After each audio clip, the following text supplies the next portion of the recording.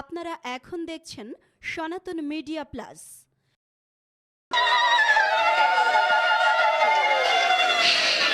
এইখানেই জ্বালা নিভে যাবে, কিন্তু আমাদের জ্বালা নিভছে না কেন জানেন? খুব ভালো করে ধ্যান দিন। কথাটি আজকের সার কথা। সার কথা হলো এই যে আপনি মন্দিরে গিয়ে ভগবত দর্শন করেন, যখন রাধা কৃষ্ণকে মন্দিরে গিয়ে দেখেন তখন আপনার মনের ভাব কেমন থাকে, শ্রদ্ধা কেমন থাকে, অঙ্গভঙ্গিমা কেমন থাকে। কিন্তু মন্দির থেকে বেরিয়ে বাইরে এসে ওই ভাবটা থাকে তো থাকে কি? কিন্তু লক্ষ্য করুন তো, ভগবান কি শুধু মন্দিরে আছে? বরঞ্চ ওই রাজমিস্ত্রি তৈরি করা, কোনো মালিকের টাকায় তৈরি করা ইট কাঠ দিয়ে মন্দিরের থেকে শ্রেষ্ঠ মন্দির মানুষের দেহ মন্দির। এই দেহ মন্দিরেই ভগবান আছেন।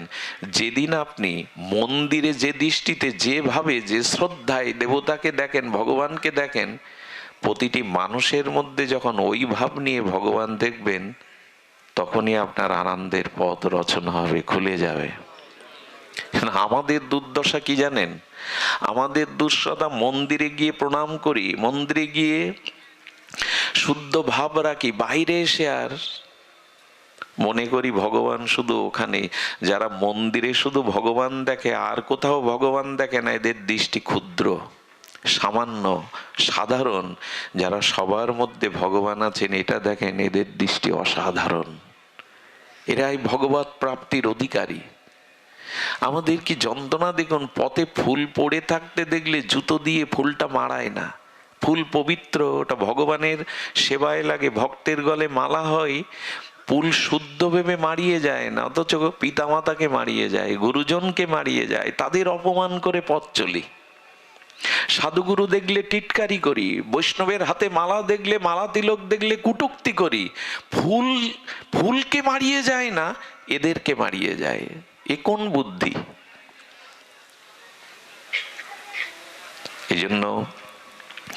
এই জন্য আমাদের দৃষ্টিটা উদার করতে হবে। একটা জিনিস বলি, অপরের ভালো যতদিন না দেখতে শুরু করবেন ততদিন আপনার ভালো হবে না। এই কথাটি আজ এখান থেকে লিখে নিয়ে যান হৃদয়ে। অপরের ভালো না দেখলে, অপরের ভালো না চাইলে আপনার ভালো হতে পারে না।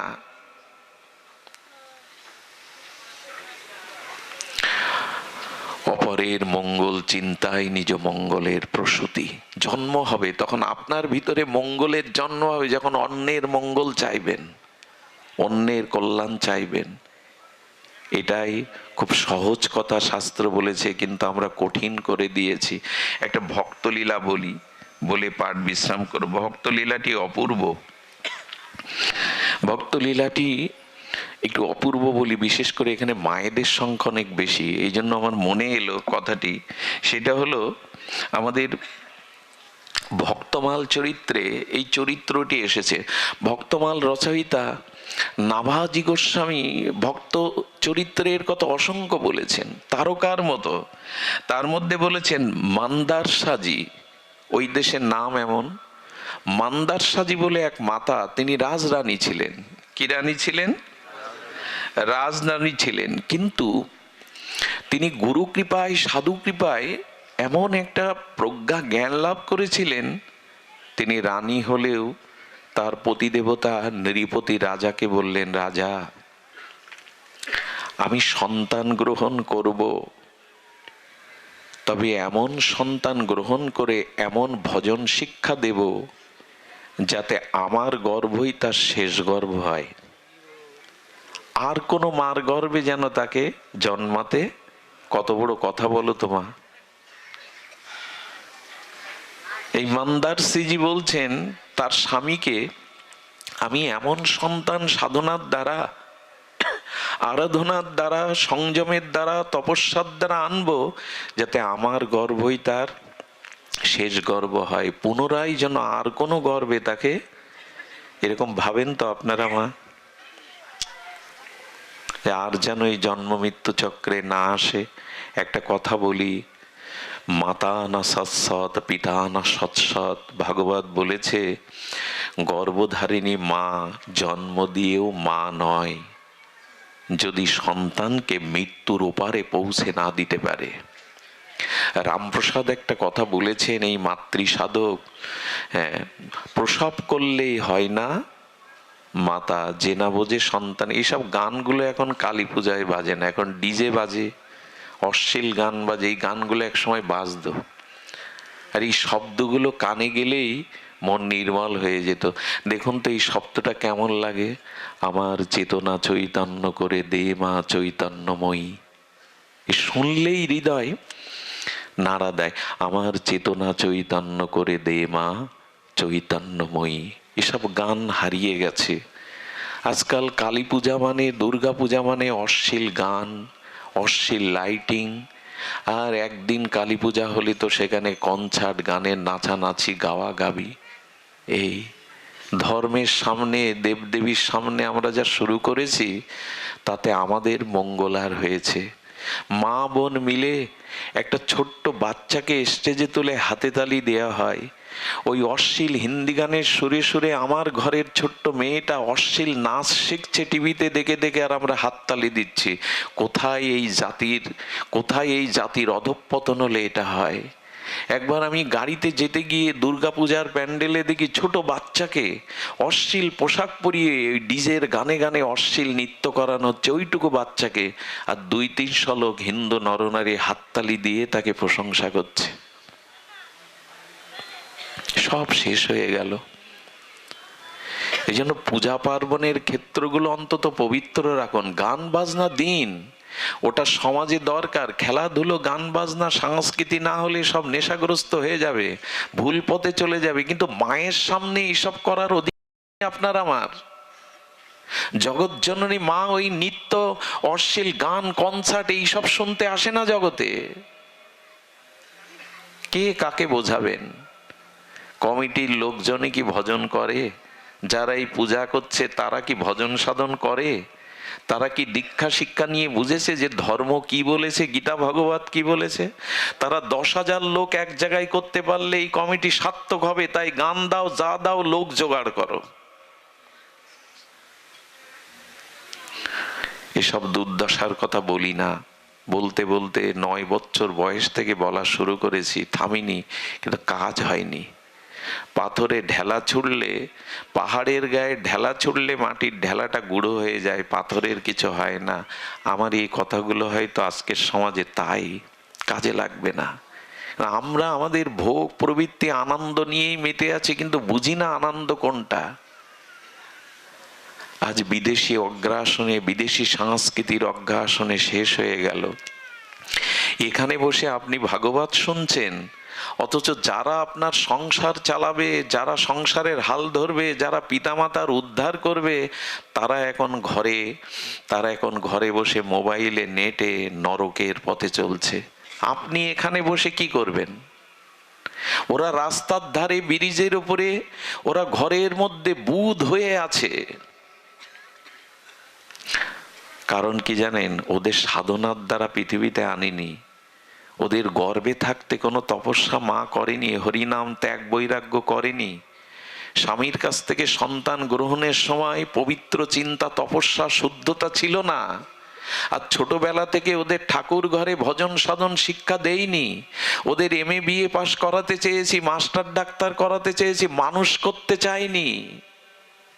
মানুষ হওয়া এক কথা, ডাক্তার মাস্টার হওয়া আর এক কথা।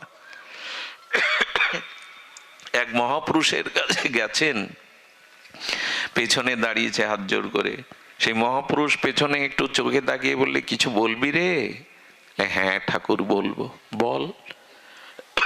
বললো, ঠাকুর আমার ছেলে, একমাত্র ছেলে। বললো, বাহ, তোর একমাত্র ছেলে, এটা খুব আনন্দের খবর। আর কি বলবি? বললো, ছেলেকে ডাক্তার বানিয়েছি। বললো, তোর আনন্দের তো সীমা নেই, একমাত্র পুত্র, তাকে ডাক্তার করেছে, আর কি বলবি? বলে, ছেলেকে বিবাহ দিয়ে গেছি সুন্দরী দেখে। বলে, তোর আনন্দে তো আমার নাচতে ইচ্ছা করছে, আর কি বলবি? বলেন, ছেলে ঘালো ধাক্কা দিয়ে বের করে দিয়েছে, ভাত দেয় না। উনি খুব কঠোর স্বরে বললেন, ছেলেকে ডাক্তার করতে চেয়েছিলি, মানুষ করতে চাসনি।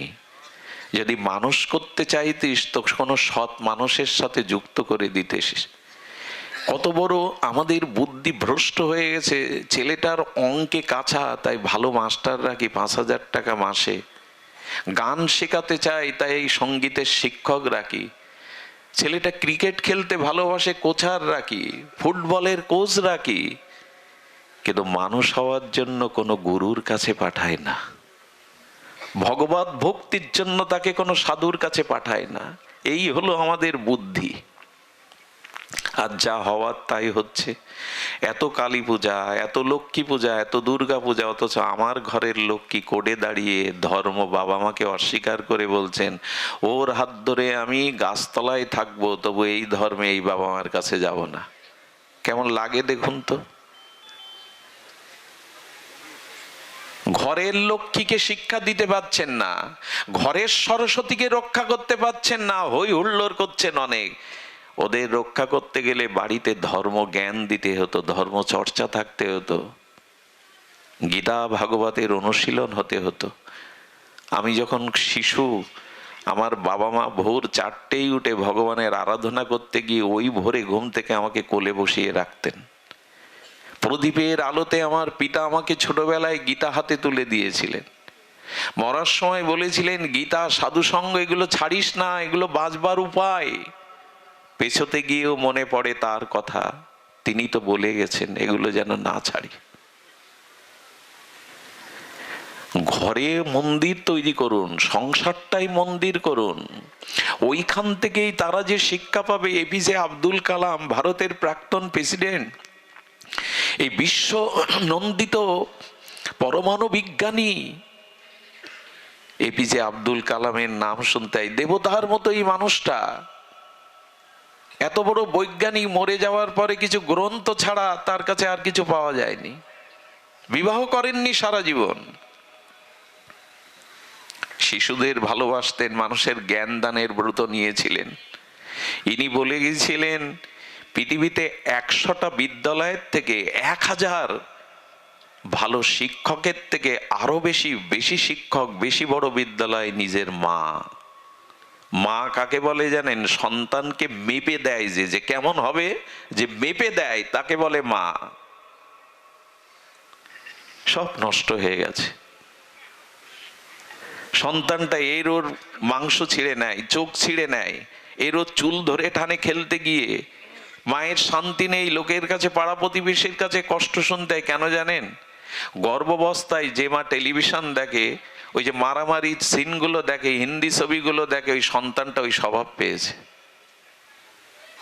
কাকে বোঝাবেন যে সাধনা ছাড়া, তপস্যা ছাড়া সুসন্তান হয় না? এই জন্য বাড়িতেই ধর্ম চর্চা অনুশীলন ছোটবেলা থেকে করুন, নালে পথ পাওয়া যাবে না। আগামী যে দিন আসছে, এদের উপরে ভাত দিয়ে এই সমাজ, এই জাতি বাঁচতে পারবে না। এদেরকে গড়ে তুলুন। আমাকে একজন খুব মরমী জ্ঞানী ব্যক্তি বলেন, মঙ্গল, তুমি যেভাবে ছুটছো এর মধ্যেই অসুস্থ হয়ে গেছো, কবে মরে পড়ে থাকবে। কাউকে গড়ে যেতে পারছো তো তোমার জায়গায় বসে এরকম দুটো কথা বলবে? কোথায় তারা? আজ আমরা ডাক্তার করতে চাইছি, মাস্টার করতে চাইছি, সন্তানকে চরিত্রবান সাধু করতে চাইছি না, ত্যাগী সন্ন্যাসী করতে চাইছি না। এ সমাজের জন্য আমাদের দায়ভার কোথায়? সুধীবৃন্দ, তো সেই মা কি বললেন? মন্দারজি মা বলছেন যে দেখো, আমি এমন সন্তান গর্ভে আনবো যাকে আর পুনরায় কোনো গর্ভে যেন না যেতে হয়। এক এক করে সাধনার দ্বারা 4টি সন্তান এসেছিল। কয়টি? প্রথমটার নাম রেখেছিলেন, মা বলেছিলেন, ওই রাজার ঘরণী বলেছিলেন সন্তানের নাম তুমি রাখবে না, আমি রাখবো। আপনাদের ঘরে যেসব সন্তান হয় এরা নাম উল্টো পাল্টা রাখবেন না। এটা গুরুর কাছে, আচার্যের কাছ থেকে নামকরণটা করতে হয়।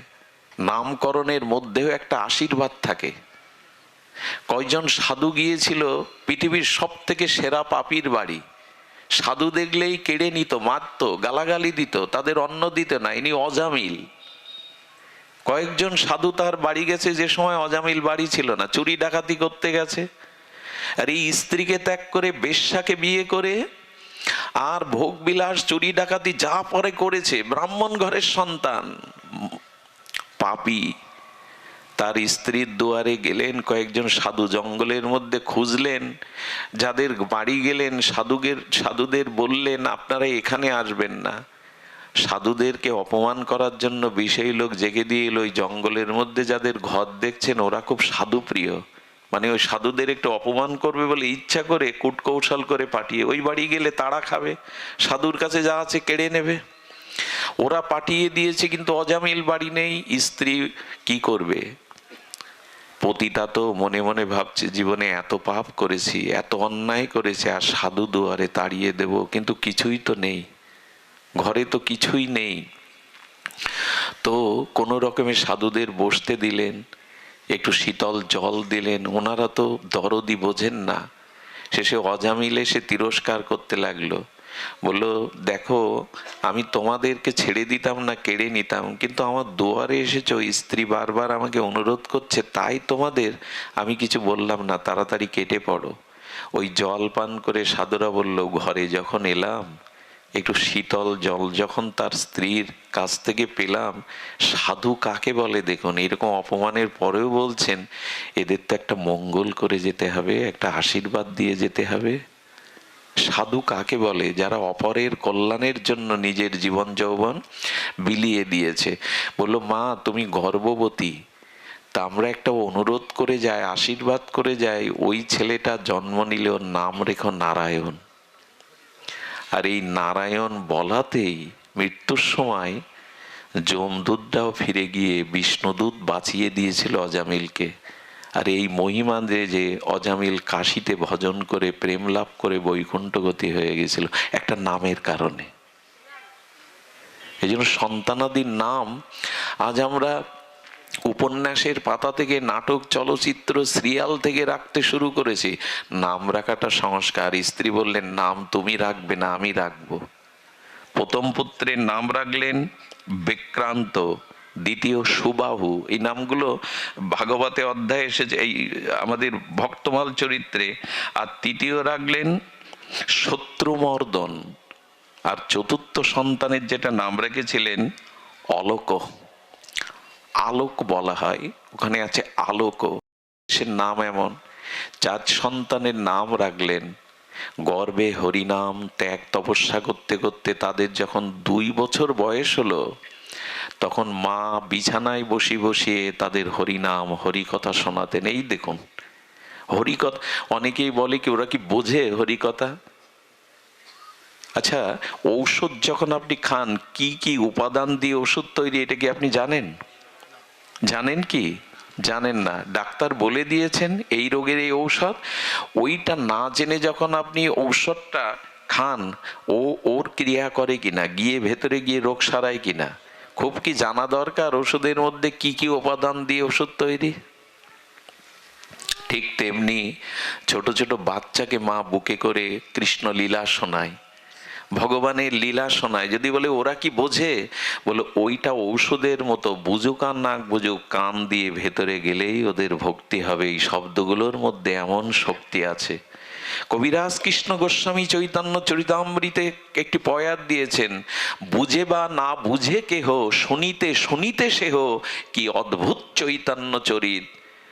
হ্যাঁ, শুনিলে বড় হিত হবে, কৃষ্ণে উপজয়ে প্রীতি, বুঝিবে সে রসের রীতি, শুনিলেই হয় বড় হিত।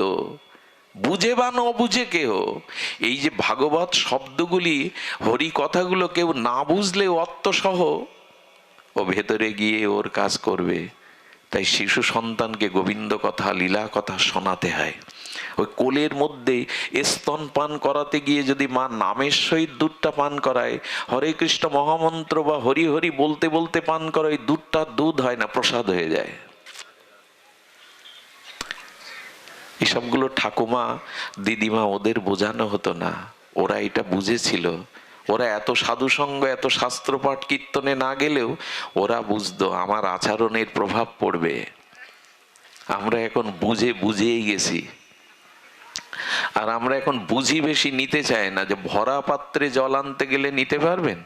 যে পাত্র ভরা তাতে কিছু দিতে গেলে কি হবে? উপচে পড়ে। আমি কম বুঝি? ওই ঠান্ডায় বসে বসে কে কোথা থেকে বকবক করছে তাই শুনতে হবে আমাকে? আমি কম বুঝি? আমি লেখাপড়া কম জানি? আমার জ্ঞান কম আছে? আমার বিবেক কম আছে? এই ভরা পাত্রে নিবে কি তুমি? পাত্রই যদি ভরা থাকে তো দিতে গেলে উপচে পড়ে যাবে। এইসব যুক্তি তর্ক কুতর্ক রেখে সরল হন। আর জীবনে ওদেরকে এই পথ দিতে শুরু করুন। ওই 4 সন্তানকে বসিয়ে ওই ওই ওই বয়সেই তাদের বলতো, তোমার নাম বিক্রান্ত না, তোমার নাম সুবাহু না, তোমার নাম আলোক না, তোমাদের কোনো নাম নেই। এই দেহ তোমরা নাও, এই রক্ত মাংসের দেহ তোমরা নাও, তোমরা স্বরূপ, তোমরা আত্মা, তোমরা ভগবানের দাস। 2 বছরে সন্তানদেরকে এই জ্ঞান দিচ্ছেন। তোমরা দেহ নও, তোমরা এই রক্ত মাংসের পিণ্ড নও, তোমরা গোবিন্দের দাস, তোমরা গৌরের দাস, তোমরা ভগবানের দাস। এই দেহটা পোশাক মাত্র। এইভাবে ওদের জ্ঞান দিচ্ছেন, স্বরূপের চিন্তা দিচ্ছেন। এভাবে উপদেশ তাদের দিতে দিতে, কানে হরিনাম দিতে দিতে, ভগবত কথা শোনাতে শোনাতে, আর এই উপদেশ দিতে দিতে তাদের ভিতরে একটা জিনিস বলি, ভক্তি যদি বা তাদের আদর্শ জ্ঞান যদি দিতে হয় শিশুকালে দেন, পরে গেলে আর কাজে লাগবে না। একথা কার না জানা? মাটি যখন নরম থাকে তখন কুমোর কি করতে পারে? হাড়িও গড়াতে পারে, সরাও গড়াতে পারে। ওই মাটি রৌদ্রে শুকিয়ে গেলে আর হাড়ি কড়া গড়ানো যাবে না। শিশুকালে প্রভাবটা পড়ে, সন্তানের মনের ওপরে, স্বভাবের ওপরে প্রভাব পড়ে, পরে আর এই প্রভাব পড়ে না। এই জন্য প্রহ্লাদ মহারাজ বলেছেন, কৌমারান আসাহারিত প্রাজ্ঞ ভাগবত ধর্মান। যদি ধর্ম করতে হয় শিশুকাল থেকে, কৈশোরকাল থেকে শুরু করো, পরে আর এটা হয় না। পরে আর একবার শ্বাস থেকে উঠে আসলে ও আর বদলানো যায় না। শ্বাসে যেমন পড়বে ঢালাইটা তেমন হবে, পরে আর আঁকা বাঁকা করতে পারবে না। শিশুকালেই থেকে শেখাও। কেমন জানেন? নামদেব, এই বিখ্যাত মহাপুরুষ নামদেব যখন 5 বছর বয়স, তার পিতা কার্যান্তরে যাওয়াই বলল, ঠাকুর ঘরে ঠাকুরকে 1 গ্লাস করে দুগ্ধ সেবা দিস, ঠিক করে দিস, আমি 3 দিন বাদে ফিরবো। ধ্যান দিয়ে শুনুন। ওই নামদেব জন্মেই ছোটবেলা থেকে ভগবতের অনুসারী, পিতামাতা শিক্ষা দিয়েছেন, গরম দুধ তুলসী পাতা দিয়ে বলছে, বিট্টল খাও, বিট্টল খাও। আমি মন্ত্র জানি না, আমি মন্ত্র জানি না। দরজা বন্ধ করে দিয়েছে যে আমি সামনে থাকলে খাবে না। দরজা বন্ধ করে অনেকক্ষণ পরে ঘরে গিয়ে দেখে দুগ্ধের গ্লাস, দুগ্ধ গ্লাসে আছে, পান নি। বলে, ও ঠাকুর, আমি শিশু বলে, আমি মন্ত্র জানি না বলে, আমি তোমার উপাসনা পদ্ধতি জানি না বলে খাবে না? বাবা বলে গেছে, বাবার কাছে কি মুখ দেখাবো বলো তো? তুমি যদি না পাও আমি বাবাকে কি মুখ দেখাবো? দয়া করে খাও। যখন বারবার বলছে, ওনাকে বলছে, শোনো, যদি না খাও এই হাক তুলে তোমার মাথা ফাটিয়ে। শিশু তো, আর ভগবানের এই সরলতা ভালো লাগে, পাণ্ডিত্য ভালো লাগে না ভগবানের। তারপরে যখন হাক উতিয়েও বিগ্রহ সাড়া দেয়নি, তখন ঘর থেকে 5 বছরের ছেলে একটা ধারালো ছুরি এনেছে। দেখো ঠাকুর, এই আমি গলায় দিলাম, নকল না, আমি নাটক করছি না, আমি বাবার কাছে মুখ দেখাতে পারবো না। গলায় যেই ছুরি সত্যি সত্যি টানবে, ভগবান প্রকাট হয়ে হাত জড়িয়ে ধরেছে নামদেবের। ওরে মরবি কেন রে? বলে, এত দেরি করে এলে? আমি বলছিলাম তোমার কানে যায়নি, আমি বাবাকে কি বলবো বলো তো? 1 হাতে ছুরি ধরেছেন আর 1 হাত দিয়ে ডকডক করে তার গরম দুধ খেলেন। বলেন, কাউকে বলিস না। শিশু মনে যা কিছু ওদের সংস্কার দেবেন, ওটাই ওদের ভবিষ্যৎ জীবনের ভিত হয়ে যাবে। পরে আর হয় না, পরে হয় না। মাটিটা শক্ত হয়ে গেলে কুমোর আর মনের মতো গড়তে পারে না, নরম থাকতে হয়। আমরা ধর্মকর্ম মানে মনে করি বুড়ো বয়সের বিষয়। হিন্দু ধর্মের মানুষ তো অন্তত তাই মনে করে, আগে ভোগ শোক করে নাও। সন্তানদের কি শিক্ষা দেই জানো? 3টে শিক্ষা। হ্যাঁ, লেখাপড়া শিখে চাকরি বাকরি করে টাকা রোজগার করো, ভালো মন্দ খাও আর মরো। আমরা শিক্ষা দেই কি? লেখাপড়া শেখো, টাকা রোজগার করো, ভালো মন্দ খেয়ে মরো। এই হলো আমাদের শিক্ষা। আমরা বাঁচবার শিক্ষা ওদের দেই না। টাকা রোজগার করলেই কি জীবন শান্তি হয়? পরকালে শান্তি পাওয়া যায়? হ্যাঁ, চাকরি বাকরি করুক, টাকা পয়সা রোজগার করুক, কিন্তু জগতের ধন সাথে যাবে না।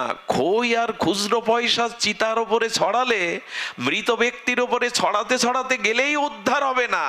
ওই পয়সায় যাওয়া যাবে না ভগবানের কাছে। খই ছড়ায় আপনাদের দিকে? খুচরো পয়সার খই দেয়, মরাকে শ্মশানে যাওয়ার সময় পেছনে একজন এরকম ছড়ায়। ওতে ওতে উদ্ধার হওয়া যাবে না। সাধন ভজনের দ্বারা উদ্ধার হতে হবে। এই জন্য শিক্ষা কি দেই না? লেখাপড়া শিখে টাকা রোজগার করো, ভালো মন্দ খাও, বেড়াও চাড়াও আর মরো। কিন্তু এই মা কি শিক্ষা দিচ্ছেন?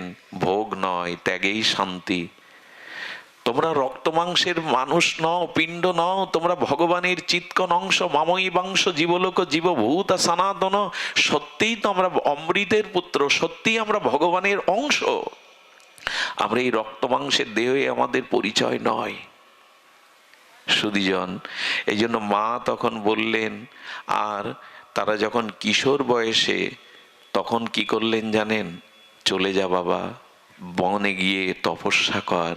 শিশু বয়সেই মা তাদের পাঠিয়ে দিল আশ্রমে মনির কাছে। ওরা পিতামাতাকে প্রণাম করে চলে গেল। চতুর্থ সন্তান আলোককে রাজা বলল, দেখো এর নাম আমি রাখবো, তুমি না। আর তোমার কাছে আমার বিশেষ অনুরোধ, 3 সন্তানকে তুমি সাধু সন্ন্যাসী করে পাঠিয়েছ, কিন্তু এই রাজ পরিবার পরম্পরা রক্ষার জন্য ওকে আমি বিষয় শিক্ষা দিয়ে এই রাজত্বে বসাবো। স্ত্রী আর আপত্তি করতে পারলেন না।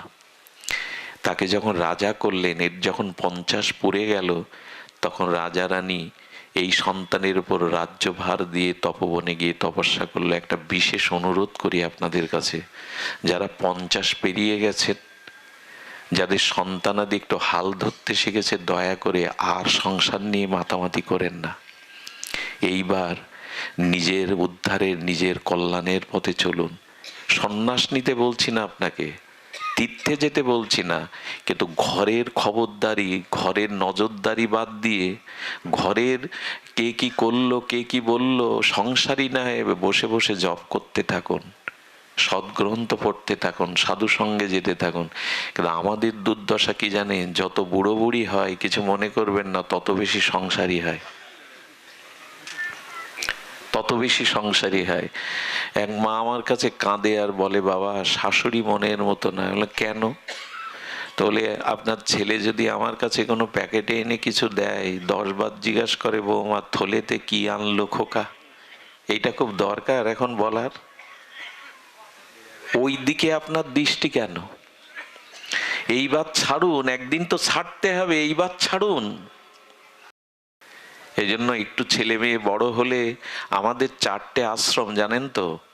ব্রহ্মচর্য, গারস্থ, বানপ্রস্থ, সন্ন্যাস। 50 পেরিয়ে গেল মানে ডাক আসছে আপনার ভগবানের। এবার প্রস্তুত নিন, এবার গুছিয়ে নিন। আমরা তখন আবার বেশি পাতাই গোছানোর বদলে। ডাক আসে, চুল পাকে কানের পাশে, আমরা চুল কালি করি। ভগবানের ডাক আর নোটিশ বলি, আমি কম চল। আর এইভাবে বছরের পর বছর তপস্যা করতে করতে একদিন ওই রাজা রানী পিতামাতা জঙ্গলের মধ্যে গাছতলায় তপস্যায় রত তারা। কিন্তু 3 জন যুবক এলো। যুবক এসে তাদের প্রদক্ষিণ করে প্রণাম করছে। এই মান্দার সাজি মাতাজি জিজ্ঞাসা করছে, তোমরা কোন গুরুদেবের শিষ্য? ভক্তরা জাগতিক পরিচয় জিজ্ঞাসা করে না। যেমন আমি যদি আপনাকে দেখি, কি বলি? ভালো আছেন? আপনি কি বলেন? ভালো আছি বা ভালো যাচ্ছে, এরকম সব মিথ্যা কথা। কেউ ভালো নেই। জিজ্ঞাসা করা উচিত কি ছিল জানেন? যেটা সাধুরা জিজ্ঞাসা করে, ভালো আছো, কেমন আছো। এইগুলো ঠিক আমাদের বৈদিক সনাতন সভ্যতায় ছিল না। হ্যাঁ, নমস্কার দিতে পারেন, নমস্তে দিতে পারেন, বৈষ্ণব হলে জয় রাধে দিতে বলেন, সৎসঙ্গী হলে জয় গুরু দিতে পারেন, মহাপ্রভুর ভক্ত হলে জয় মহাপ্রভু কি জয় নিতাই দিতে পারেন। এগুলো ভগবানের নামটাও হয়, অন্যকেও শোনানো হয়। এটা আমাদের রীতি। কিন্তু আগেকার সাধুরা কি জিজ্ঞাসা করতো জানেন? ভজন কুশল তো? শব্দটা আর একবার শুনুন, ভজন কুশল তো, মানে আপনি ভজনের মধ্যে আছেন তো। এগুলো আজও সাধুরা জিজ্ঞাসা করে, বৃন্দাবনে গেলে ভজন কুশল তো। দেখুন শব্দটা কত মার্মিক, তুমি মনে করিয়ে দেয় তুমি যে জন্য জগতে এসেছিলে ভজনে আছো তো। তো পিতামাতা জিজ্ঞাসা করছে, তোমরা কোন গুরুদেবের শিষ্য? এই জটা জুটো তেজদীপ্ত তিন যুবক প্রণাম করে বললেন, আমরা মান্দার মাতাজির শিষ্য, মানে ওই যেটি সন্তানকে পাঠিয়েছিলেন ওরাই প্রণাম করছে। বললেন, মা চিনতে পারো? তোমার আদর্শ ত্যাগ বৈরাগ্যে আজ সাধু হয়েছি, জটাজুটো তেজস্বী মূর্তি। মা আশীর্বাদ করলেন, আমি ধন্য, আমার গর্ভেই তোমরা এসেছো। তো এক কাজ করো, তোমাদের আর এক ভাই, এই দেখুন মা কাকে বলে, যারা সন্তানকে মৃত্যুর উপরে পৌঁছে দিতে পারে এরাই পিতামাতা। জন্ম দিয়েও মাতা হওয়া যায় না যদি সন্তানকে এই অভিশাপ মৃত্যুর পরপরে না নিয়ে যাওয়া হয়। সুধীজন, আমার মা অন্তত আমাকে বাধা দেননি। প্রতিটি রাত এইভাবে জাগতে জাগতে প্রেসার হয়ে গেছে, শরীর অসুস্থ, যে কোনো সময় অসুবিধা হতে পারে, একদিনও বলেনি আজ যাস না। বারান্দায় পড়ে থাকে কখন আমার ছেলে ফিরবে। ভোর হয়ে যায়, রাত 4টে বেজে যায়, এই জেতের ভোর হয়ে যাবে, বারান্দায় পড়ে থাকে শীতে, কখন বিল্বমঙ্গল আসবে। গেলেই দরজাটা খুলে দেয়, গ্রিলটা খুলে দেয়, অঙ্গে কাপড় থাকে না মাঝে মাঝে, তখন কাঁদি, মা আর কেউ অপেক্ষা করবে তো? তুমি চলে গেলে কেউ থাকবে না বারান্দায়। এইভাবে মা যদি ভক্তিপরায়ণা না হয় সন্তানরা প্রায় এগোতে পারে না। দেখবেন মা মরে গেলে বাবারা সন্তান মানুষ করতে পারে না, খুব বেশি পারে না, কিন্তু বাবা মরে গেলে মা ভিক্ষা করেও সন্তানকে লালন পালন করতে পারে। যার মা ভক্তি পথের যাত্রী, সন্তানদের মধ্যে এটা এই জন্য মা মেপে দেয়। পৃথিবী বারবার কাঁদছে, পৃথিবী বারবার বলছে দেখো এয়ারপোর্ট ছাড়া বিমান লাভে না, স্টেশন ছাড়া ট্রেন থামে না, ভালো গর্ব ছাড়া ভালো মহাপুরুষ জন্মায় না। ভালো মা দাও, একটা ভালো মা দাও, একটা জাতিকে উদ্ধার করবে এক বিবেকানন্দ। একটা ভালো মা দাও। আজ ভালো সন্তান আসতে পারছে না, ভালো গর্ভ পাচ্ছে না, তারা কৌশল্যাকে পাচ্ছে না, দেবকীকে পাচ্ছে না যে কৃষ্ণ রাম নেমে আসবে। এয়ারপোর্ট ছাড়া বিমান যেখানে সেখানে লাভে না। ভালো মাই নাই, নাই এমন নয়, যাদের আছে তারা সন্তানকে পালন, এই জন্য মা প্রয়োজন। বললেন, দেখ তোদের এক ভাই আলোক রাজত্বে বসে হয়তো ভজন বলে গেছে, তোদের আদেশ তোরা ওই ভাইকে উদ্ধার করে। এই জন্য একজনকে রেখে গেছে, তাকে উদ্ধারের চিন্তা করছে এই বনে বসে, তোরা তাকে উদ্ধার করিস। বড় পুত্র সুবাহুকে বললেন, সুবাহু তোমার উপরে আমার নির্দেশ, আমার আলোককে তুমি ভক্তিপথের যাত্রী করো, তাকে উদ্ধারের পথ রচনা করো। কি করেছিল জানেন? ওই মা বাবা আসার সময় আলোকের হাতে একটা আংটি পরিয়ে দিয়েছিল, আর বলেছিল সংসারে যদি কখনো খুব কষ্ট দুঃখ ভার না বইতে পারো, এই আংটির তলে একটা ছোট্ট কাগজ রেখে গেলাম, সেদিন খুলে দেখো উত্তর পাবে, মীমাংসা পাবে। আলোকের হাতে ওই আংটিটা পরিয়ে মা চলে গিয়েছিল। এই আমাদের মান্দার সাজি, তিনি দিয়ে গিয়েছিলেন আংটিটা, ও খোলেনি, কারণ ও রাজ্যে ভালোই সুখে ছিল। এই সুবাহ এলো, এসে পরিচয় দিল, আমি তোমার বড় ভ্রাতা। বললেন, তোমাকে ভজন পথে আসতে হবে, তোমাকে উদ্ধারের চেষ্টা করতে হবে, কিন্তু কি জানেন, একবার যে বিষয় ভোগে মেতে থাকে তার আর ভাগবত উপদেশ ভালো লাগে না। কি বললো জানেন? তুমি যা বলছো ওটা আমার মনে ধরছে না। এই যেমন অনেকেই আছে পাশ দিয়ে চলে যাবে, বলে কি এমন বক বক শুনবো, হ্যাঁ এই কথা কি জানে না কেউ, এরকম লোকও আছে বলার।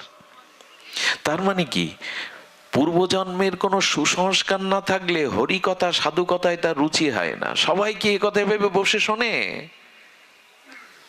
বরঞ্চ উল্টো বলি, তুমি যা বললে ও আমার ঠিক মনে ধরলো না। ধরবে না তো? একটা জিনিস বলি, হরি কথা হরি নামে যদি রুচি না হয়, জানবেন অনেক জন্মের অপরাধ বাসা বেঁধে আছে আপনার হৃদয়ে। হরি কথা হরি নামে যদি কারো রুচি না হয়, জানবেন অনেক জন্মের মহা অপরাধ বাসা বেঁধে আছে। অনেক দিনের জড়রোগী পিত্তদোষ হলে যেমন মিশিরিও তিতো লাগে তার কাছে, যার পিত্তদোষ হয় তার কাছে কি লাগে মিশিরি তিবোতে গেলে? অনেকের হরি কথা কানে জ্বালা ধরায়, অনেকের এটা প্রিয় কর হয় না, আস্বাদ্য হয় না। হয় না কেন জানে? রুচি নেই। এটা অনেক জন্মের অপরাধ। আকাশে মেঘ থাকলে কি আর চাঁদের কিরণ প্রতিভাত হয়? চাঁদের আলো দেখা যায় না, মেঘ ঢেকে দিয়েছে, আমাদের অনাত্ম ঢেকে দিয়েছে। ওর বলল তোমার এই কথায় আমার রুচি নেই, এসব উপদেশ আমাকে দিতে এসে না। এই হলো বিষয়ী লোকের সমস্যা, তারা সাধু উপদেশ ভক্ত উপদেশ নিতে চায় না। বলল মা আদেশ দিয়েছে মনে মনে ওকে তো উদ্ধার করতে হবে। তখন চাপ প্রয়োগ করলো, আমি বড়, অধিকার এই সিংহাসন আমার, পথ ছেড়ে দাও। দেখুন তার মঙ্গলের জন্য, মার আদেশ রক্ষার জন্য কি করছে। বলল তুমি লাঠি হাতে করে বনে বনে ঘোরো, আর আমি রাজ সিংহাসনে, তোমাকে মেরে ফেলতে তাড়িয়ে দিতে আমার 2 সৈন্যই যথেষ্ট, তুমি সিংহাসন দখল করবে? ও বা কম যাবে কেন? ওই যে বিষয়ের মধ্যে রেখে গেছে, ওই বিষয় ওকে আটকে রেখেছে। বড় ভাইকে অপমান করবো যে তুমি লাঠি হাতে ঘন্টা হাতে আমাকে কি তাড়াবে? আমার 2 জন সৈন্যই যথেষ্ট তোমাকে শেষ করে তাড়িয়ে দিতে, চলে যাও, ভালো চাও তো। বলেছেন মা ওর কল্যাণ চেয়েছে, করতেই হবে। উনি কাশিতে চলে গেলেন। কাশী নরেশ কাশীর রাজাকে বললেন উদ্দেশ্য ওর রাজ্য কেড়ে নেওয়া নয়, আপনি আমাকে সহযোগিতা করুন। ওকে একটু ভয় দেখালে, আপনি সৈন্য সামন্তের একটু হুমকি দিলে ও রাজ্য ছেড়ে দিয়ে ভজনে যাবে, আপনি একটু কৃপা করুন। এই সাধুর কথায় কাশীর নরেশ সৈন্য সামন্ত নিয়ে আক্রমণের একটা অভিনয় করলেন। আর কাশী নরেশের সাথে কোথায় পারবে? তখনই কি করলো জানেন? তখনই ও চিন্তায় দুর্দশায় মায়ের কথা মনে পড়লো। মা আংটির মধ্যে একটা কাগজ দিয়ে গেছিল, বলেছিল কখনো যদি দুঃসময় আসে ভেঙে পড়িস এটা দেখিস। কাগজটা খুলে কি উপদেশ দেখলো জানেন? ওই যে উপদেশ দিয়ে 3 সন্তানকে বনে পাঠিয়েছে, ওই উপদেশ, তুমি দেহ নও, তুমি ভগবানেরই স্বরূপ অংশ, ভগবত প্রাপ্তি জীবনের মঙ্গল কল্যাণ একমাত্র পথ। এটা পড়ে মার বাণী তো, মহাপুরুষের কথার মধ্যে খুব শক্তি থাকে। কেমন জানেন? বিদেশ থেকে চিঠি পাঠিয়েছে সন্তান, মা লেখাপড়া জানে না, পাড়ার মাস্টার মশাইয়ের কাছে ছুটে গেছে, আমার খোকা চিঠি লিখেছে, একটু পড়ে দিন না। মা তুমি প্রণাম নিও, তোমার কথা বড় মনে পড়ে। এ কথা শুনেই মা কাঁদতে বসছে, চোখে জল ভরে গেছে। আচ্ছা যে পড়ছে তার চোখে জল আসছে তো? কারণ কি? যে পড়ছে তার চোখে জল নেই, যে শুনছে। কারণ মায়ের নারীর সাথে সন্তানের যোগ আছে, মাস্টারের নেই। তেমন যে যাকে ভালোবাসে, মহাপুরুষ সাধুদের কথার মধ্যে একটা শক্তি থাকে। ভালোবাসার মানুষ যদি চিঠি দেয়, চিঠিটা 10 বার পড়ে, বুকের মধ্যে টেনে নেয়, ওর মধ্যে ভালোবাসা মেশানো আছে। কথা বোঝা যায় কি? এই জন্য সাধুদের কথার মধ্যে একটা শক্তি আছে। অন্য কেউ বললে এতটা ক্রিয়া করবে না, সবাই তার কথা শুনবে না। তো ওই বাণীটা, মার আশীর্বাদ, ওটা পড়েই মনে পড়লো, না আমি এবার ছেড়ে দেব। আমি মা বলে গেছেন, এই ঝামেলায় নয়। সঙ্গে সঙ্গে উনি সিদ্ধান্ত নিলেন, বড়দাকে ডেকে বললেন দাদা ভুল হয়েছে, ক্ষমা করুন। আমিও সাধনার পথে চললাম। উত্তরাধিকার একজনকে দিয়ে 4 জন বনে গেল, মার সামনে প্রণাম করে তপস্যা করে তারা ভগবত গতি প্রাপ্ত হলো। মাও তাদের সাথে সাথে ভগবানের গতি পেলেন। এটা যদি হয়, এইটা যদি হয়, এরই নাম সংসার। এই হলো মুক্তির পথ, এই হলো আনন্দের পথ। আজ এইটুকুই, আপনাদের মঙ্গল কামনা করে প্রণাম জানিয়ে এখানে এই ভগবত বিশ্রাম। শ্রী গুরু প্রেমানন্দে হরি বল। সুধীজন, আপনারা অনেক মানুষ এসেছেন। আমাদের ভক্তপ্রবাদ ধনঞ্জয় কৃষ্ণের কাছে ভালো গ্রন্থ আছে, রাধাকুণ্ড